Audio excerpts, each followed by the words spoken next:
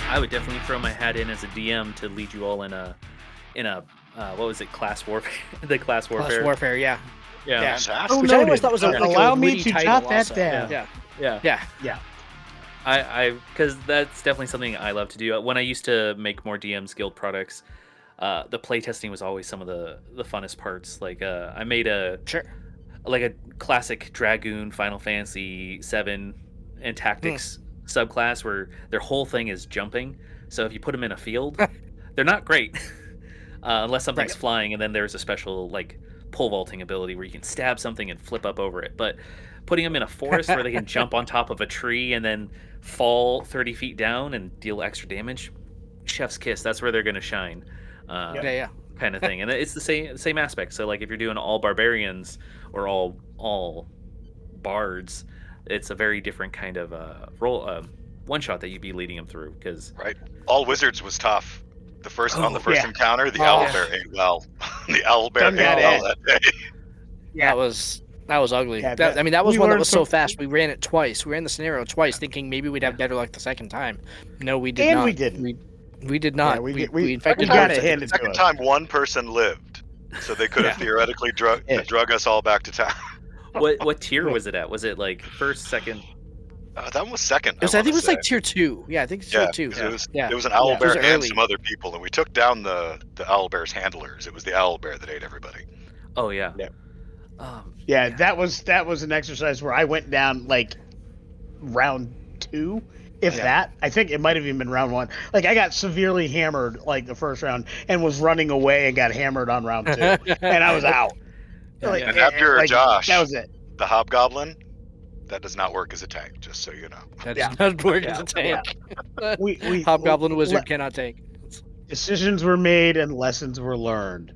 Yeah, an all wizard party is definitely would be the Batman trope of with planning they will win against anybody. Exactly. With planning. No, they won't, because we planned. They lost. They lost and looked really losing. You Not to give them totally a go week down a in game tangent. time. Yeah. Not to totally go down a tangent, but I think my favorite was actually the Bard class warfare, where poor Lewanika, he would go down in a round, we'd heal him, we'd get him back up, and before he could take a turn, we'd go down again. So then when he'd come around to us, we'd get him up, and then he'd die again. Like that's I don't know, like that was hysterical. I got a couple shots off in between, but I will say that one that was arguably my favorite class warfare. I got Glenn ran that scenario for us. In addition to sharing the table with our good friend from Awfully Queer Heroes, Scald, I can say that was an amazing scenario. I love that. I highly recommend folks go look at our class warfare playlist and get the Bard one, because it was so much fun, and I got to live my Devil Went Down to Georgia fantasy. As playing a party of bards, we actually got into a battle of music with an entity for the magical item, and they were fighting a Duloc, that was awesome. Headless Horseman, and he pulls out an axe because it's a guitar built over an axe. It was fantastic, and they did a little showdown first. And Scald brought such drama to that thing too. Every time he went down, she'd run over with something like, "Don't you give up on me, man!" Boy, you get away from our friends. Just like awful Cornwall accent. Like, oh, don't you be doing that. Have you ever published all of your class warfare? Have you published those anywhere? We didn't publish the scenarios. The videos are available on YouTube. We didn't publish the scenarios though. Yeah. And we haven't done all the classes yet. We stopped partway through. These actually became a counterpart to our class reviews. We were going through all the classes, reviewing them. And we didn't start doing the class warfare till about halfway through we came up with that idea. So we still have the first half of classes to go back to that we haven't done yet. So there's definitely quite a few left to do when we get over our grump with Wizards of the Coast and get back on that bandwagon. With things look bright in 2024. What can I say? Well, they keep stepping in it. You think they'll be fine, then they send the Pinkertons after somebody. Give it a couple more months, and then all of a sudden they're dropping AI art all over the place. As we say on our website, they keep stepping in it. The four of us have been collectively playing role-playing games, with D&D being one of the first ones we've ever played, for over 100 years together combined, right? Yeah. So it's impossible for us to ever truly walk away from D&D. No matter what WotC does, it's our game too.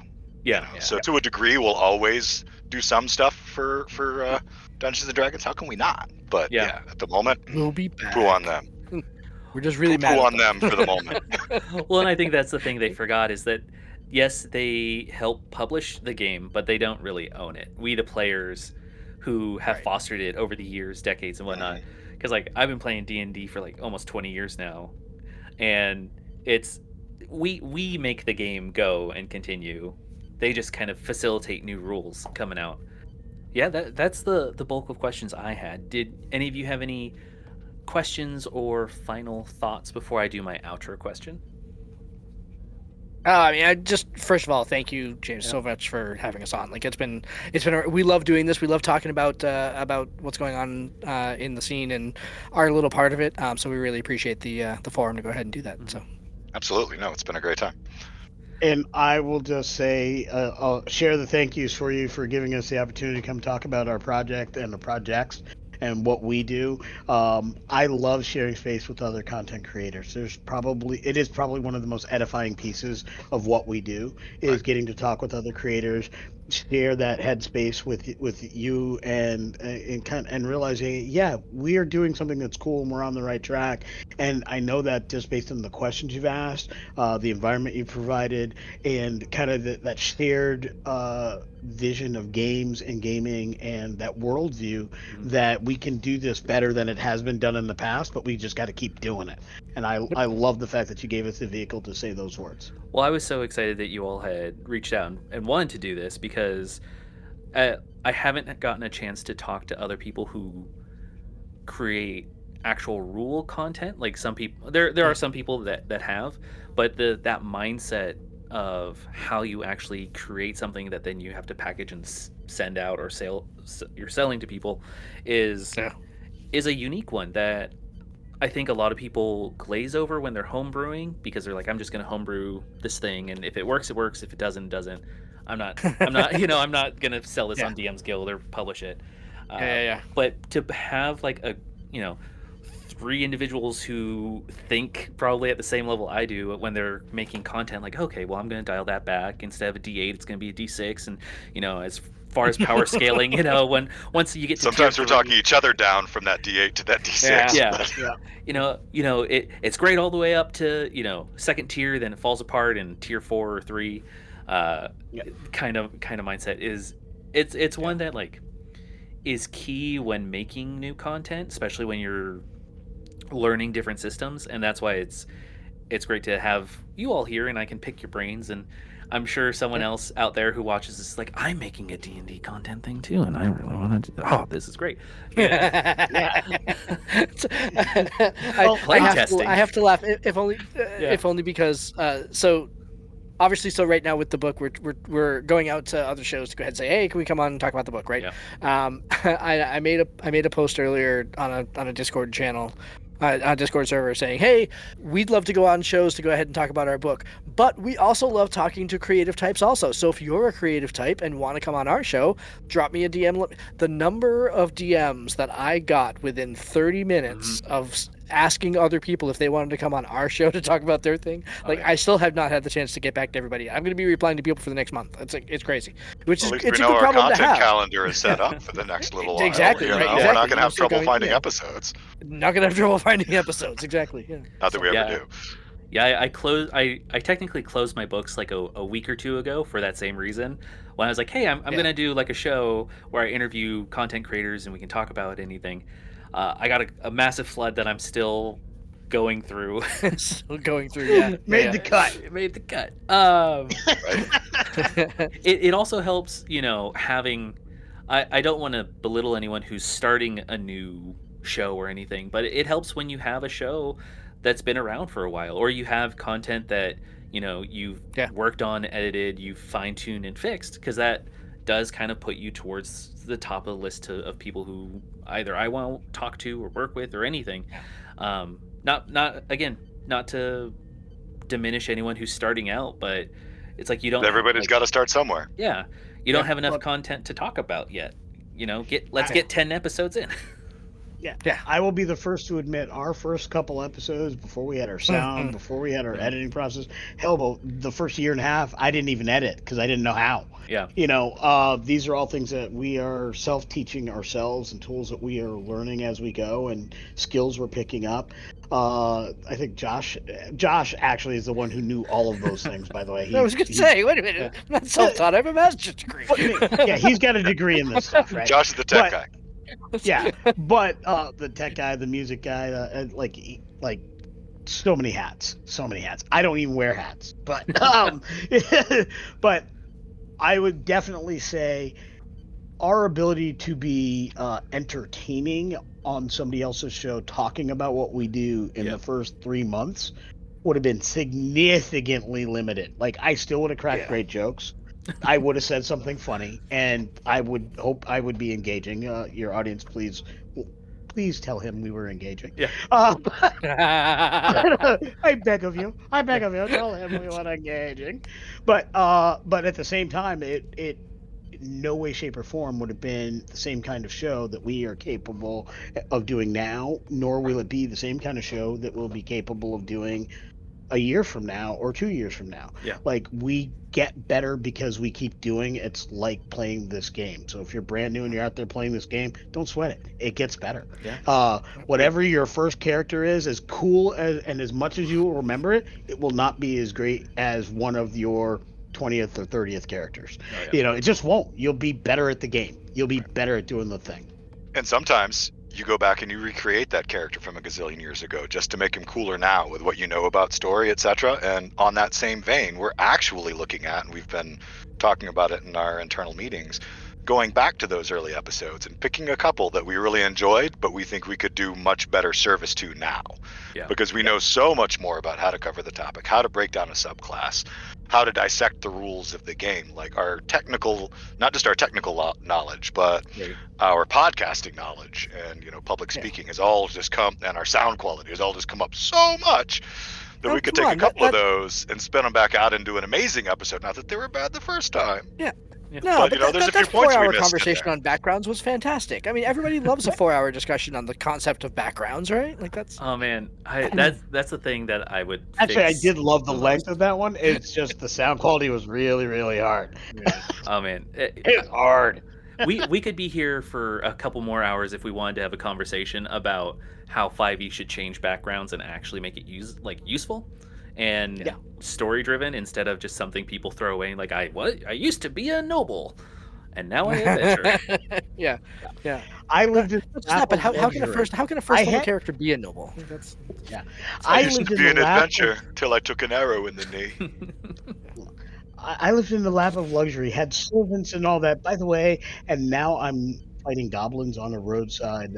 Exactly, with a bow and arrow, because in a leather jerkin, because I can't afford any other clothes. Exactly. Yeah. Oh, man. Not so much.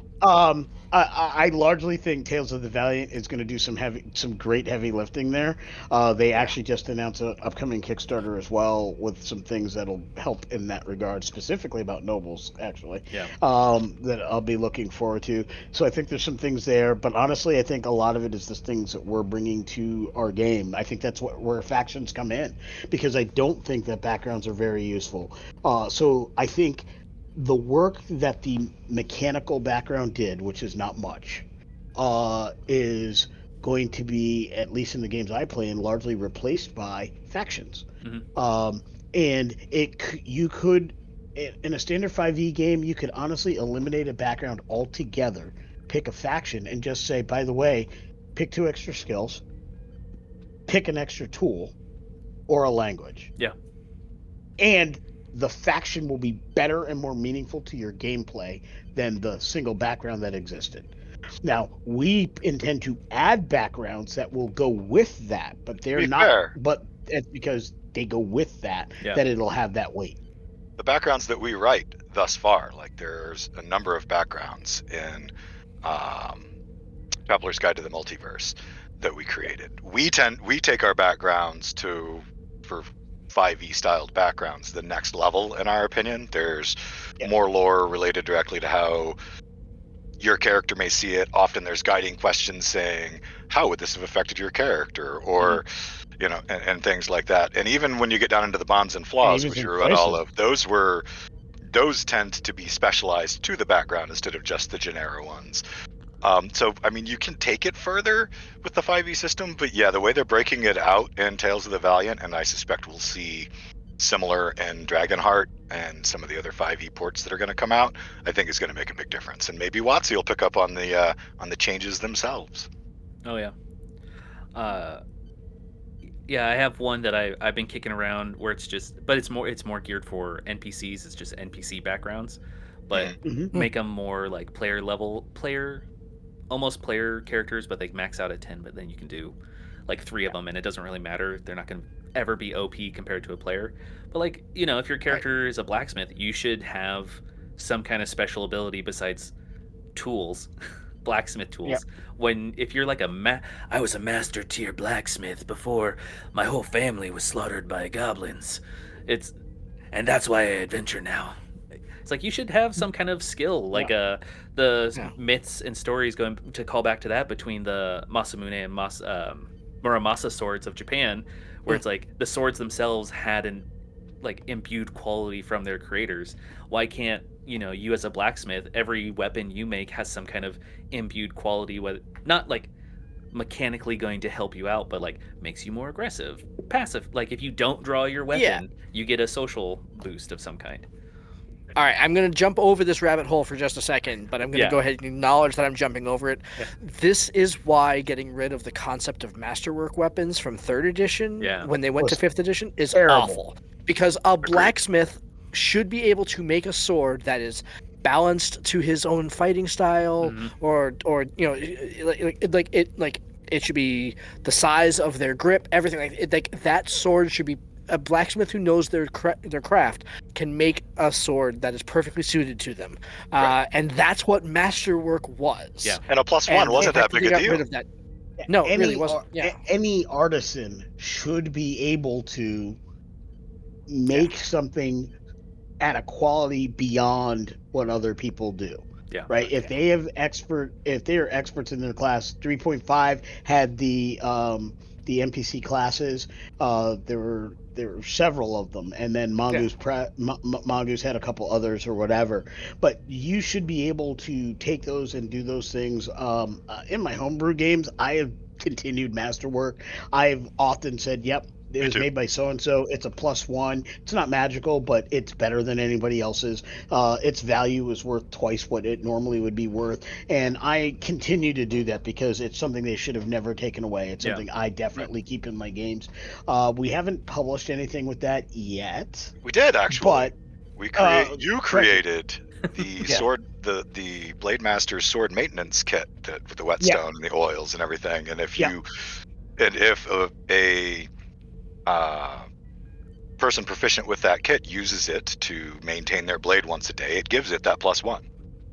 Yeah. So I kind of, it's not magical, and we did bring that back in the fashion, but having it be more of a permanent thing based on the actual construction of the thing, that's kind of the next stage, and we'll find a project that role gets back into. Right. It's the beauty of being a content creator. Yeah. We can create the rule set to fashion the games we enjoy playing in. I think that's one that fits really well in a specific campaign world or campaign setting. So as we get closer and closer to that end, that is definitely something you might see. And then trying to find ways to port that into other systems will be really interesting and cool. But I can certainly think of building a faction who trains craftsmen to do just that would be a great way to introduce that, and then have the mechanics set behind that so it can exist in the world, but then there's this group that does it at this other level, which would be really cool. The challenge really in 5e with that is bounded accuracy means that pluses are much more valuable. So a +1 and a +2 are so much more valuable than they were in 3.5.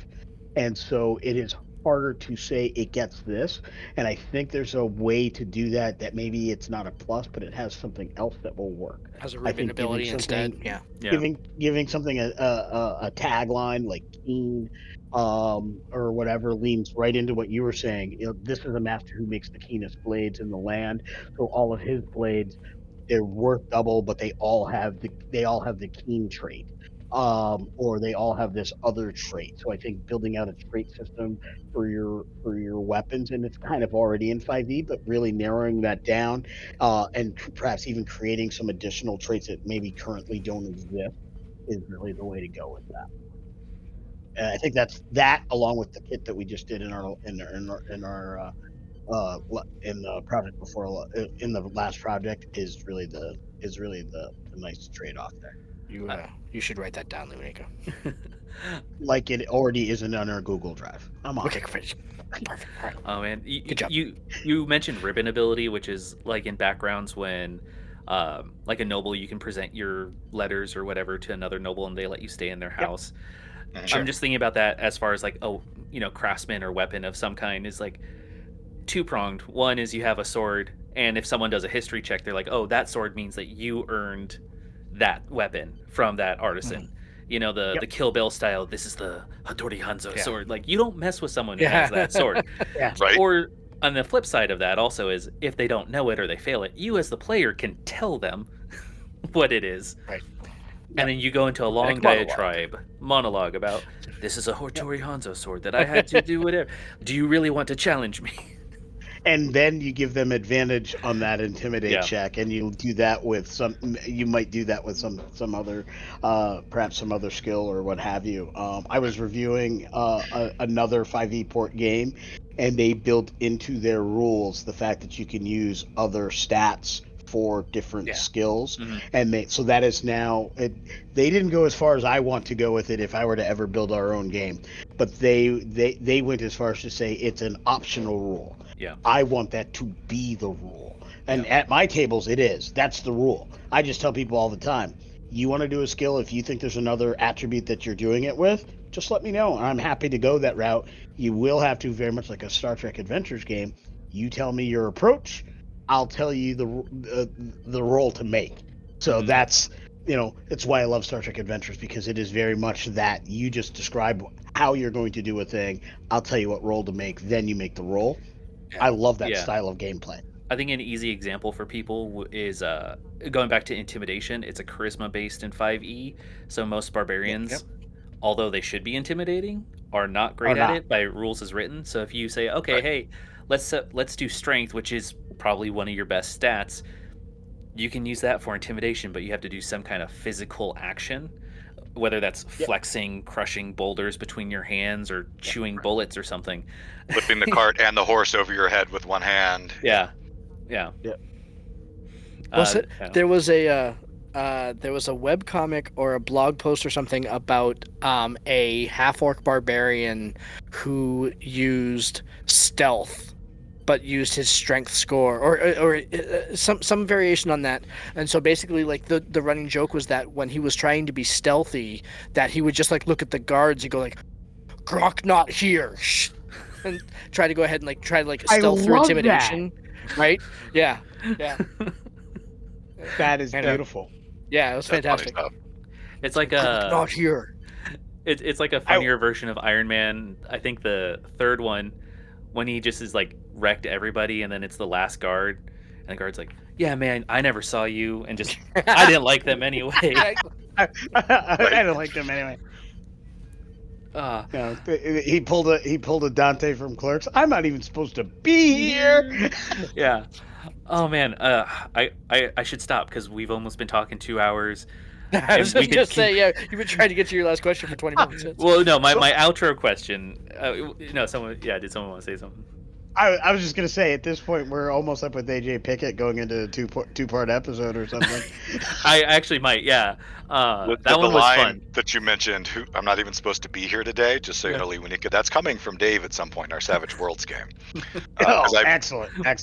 Marty said you could play anybody you want, so I said, okay, I'm going to play Dave, the convenience store clerk from Detroit. Awesome. Now he's world hopping, and one day he's going to have to say it. My outro question was going to be, so after you say your names one more time, where we can find you and any socials. The last question I have is, what is the best Star Trek villain, whether it's a person or group or species? Ooh. Khan. That's an easy one, I feel like. Wrath of Khan's my favorite movie, and then I love the redo of it with. I didn't even say it right. Khan. I mean, that's kind of an easy one because the actor himself was also amazing in both parts. So good. Like good. That's hard. That's hard to beat. Yeah. Josh, you go. I got. Okay. All right. So obviously I'm Josh from Tabletop Journeys. The best place to go ahead and find any of our socials is to go to our link, because we're everywhere. We're on Twitter, we're on Facebook, we're on Instagram, we're on TikTok, we're on Blue Sky, we're everywhere. Is to go to our link tree. It's just linktree.com, linktr.ee/ttjourneys. You'll find all of our socials on there, including links to our Kickstarter campaign, links to our Dungeon Masters Guild, and links to our Patreon if you decide to go ahead and support the show. And the best Star Trek villain is the Breen. The Breen are pretty cool. I'd actually might have to go with Borg if I was giving another answer. I might have very early, but I think they played them out a little bit much. But they're scary as hell. Yeah, they are freaky and frightening. Honestly, I think one of the best villains is Kai Wynn. She's insidious. She portrayed the good guy, and she, for a very long time, had the love of the people behind her. That's the kind of villain that I love in my And I game. hated her. I mean, she is. I mean, she's like the what's her name from the Harry Potter series. She just looks so prim and proper. Yeah, so prim and proper. But even a true believer like Kira realized once she had that close proximity, like, she's evil. She's got to go, and I don't even know how to do that. Mm-hmm. Like that's power, right? And if you really want to have a villain that moves people and shapes your story and creates a great drama within your story, you want a villain that wields the kind of power that can't be beaten with a hammer. Yeah. And that's what Kai Wynn represents, and that's why I think she was great. Almost every other villain at a certain level you could kind of just take out or resolve. She was the one that couldn't be easy. You had to not only beat her, but you had to beat her ideology. And that to me was why she was a great villain. How about the worst villain in Star Trek history? I've got one. The tar monster that killed Lieutenant Commander Yar in The Next Generation. No, that was fine. The worst villain was the creature from Discovery that caused the scream. That was that caused the burn. That was the worst villain in Star Trek history. Yeah.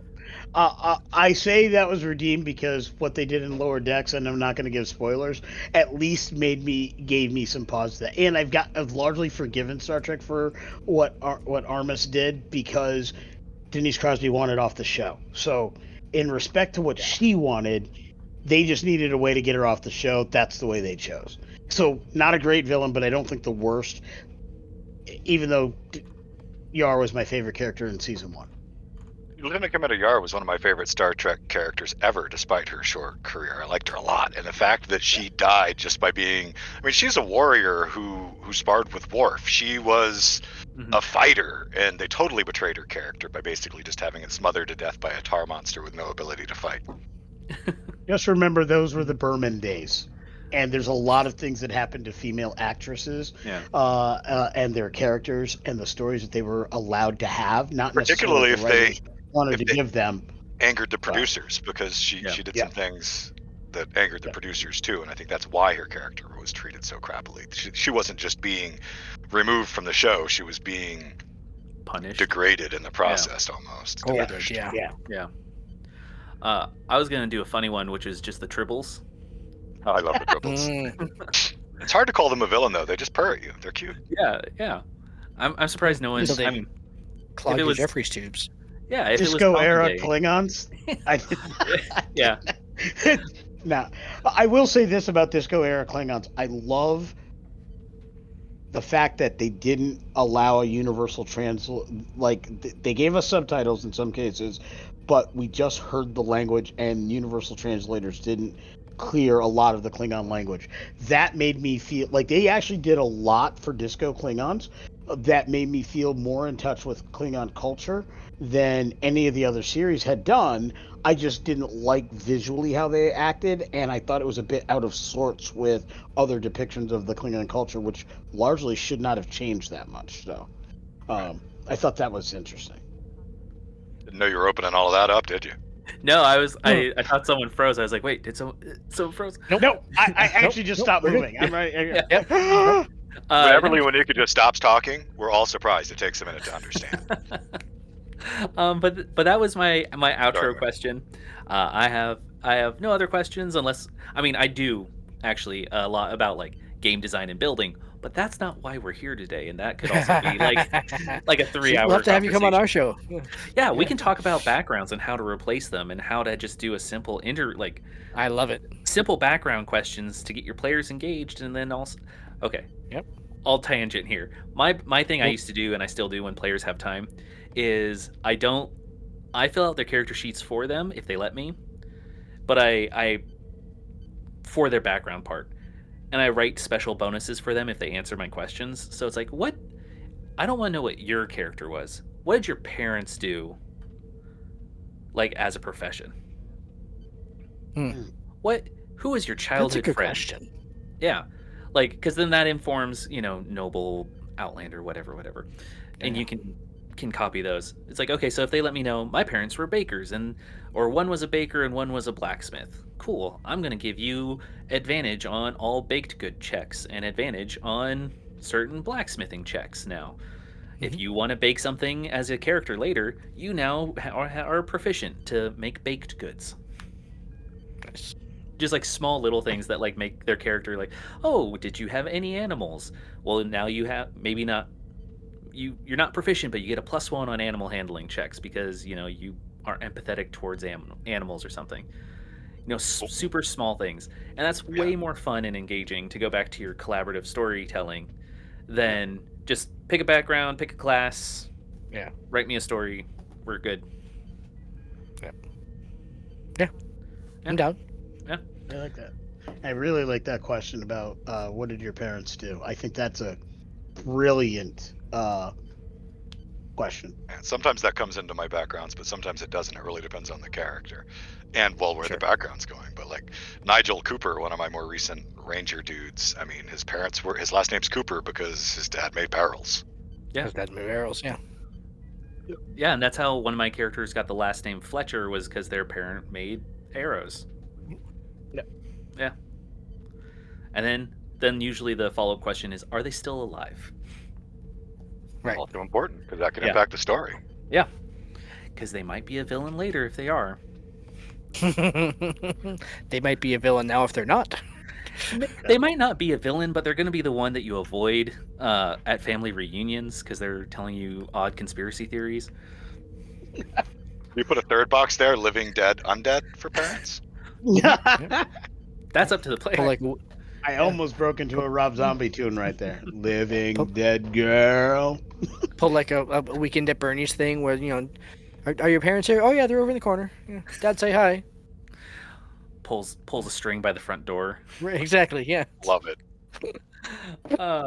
If at any point you want me on, I'd be happy to excellent to hop we'll on. Have to make that happen. Set that up, yeah. Or if you want someone to help DM a one shot or something, I'd also love to.